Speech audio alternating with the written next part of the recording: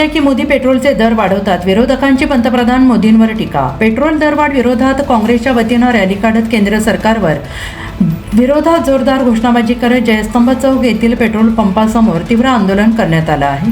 पश्चिम बंगालच्या निवडणुकी अगोदर राहुल गांधी यांनी सूचित केलं होतं की या देशामध्ये निवडणुकानंतर महागाई वाढणार, पण त्याचीच प्रचिती आता आलेली आहे. भारताचे पंतप्रधान नरेंद्र मोदी हे फक्त निवडणुकीचे पंतप्रधान आहेत. निवडणुकी संपताच नरेंद्र मोदी महागाई वाढवतात असा घणाघाती टीका पंतप्रधान नरेंद्र मोदी यांच्यावर झालेली आहे. निवडणूक झाल्यानंतर पेट्रोलसह गॅस सिलेंडरचे दरसुद्धा वाढवण्यात आलेले आहेत. अशा सर्वसामान्य लोकांनी रोजगार कसा करावा असा प्रश्न निर्माण झाल्याचे सांगत विरोधकांनी थेट केंद्र सरकार आणि निशाणा साधला आहे. सरोज कवळे, गोंदिया.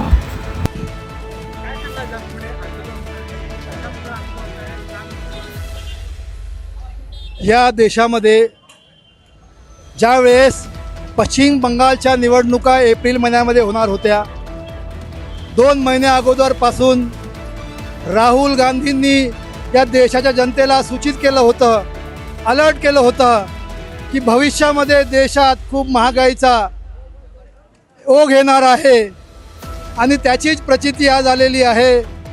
या भारताचे पंतप्रधान नरेंद्र मोदी यांनी, जे फक्त निवडणुकीचे पंतप्रधान आहेत, त्यांनी निवडणूक झाल्याबरोबर निवडणुकीपर्यंत भारताचे पंतप्रधान नरेंद्र मोदी असोत किंवा महाराष्ट्राचे मुख्यमंत्री देवेंद्र फडणवीस यांनी सांगितलं देशाच्या जनतेला, राज्याची जनतेला की राज्यामध्ये, देशामध्ये कुठेही पेट्रोल डिझेलची टंचाई नाही आहे, काळजी करू नका, पुरेसा साठा या ठिकाणी उपलब्ध आहे.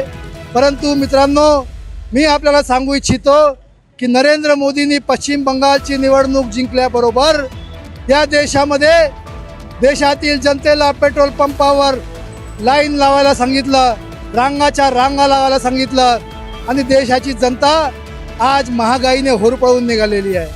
देशामध्ये 4 टप्प्यामध्ये जवळपास 8 ते 9 रुपयाची डिझेल वृद्धी झालेली आहे, 8 ते 9 रुपये पेट्रोलची वृद्धी झालेली आहे. गॅस सिलेंडरचे रेट प्रचंड वाढलेले आहे, कमर्शियल गॅस सिलेंडरचे रेट 3 पट वाढलेले आहेत. अशा परिस्थितीमध्ये सामान्य लोकांनी रोजगार कसा करावा, सामान्य लोकांनी आपला कुटुंब कसं पोसावं हा प्रश्नचिन्ह निर्माण झालेला आहे. आमचे देशातील नेते सन्माननीय राहुल गांधी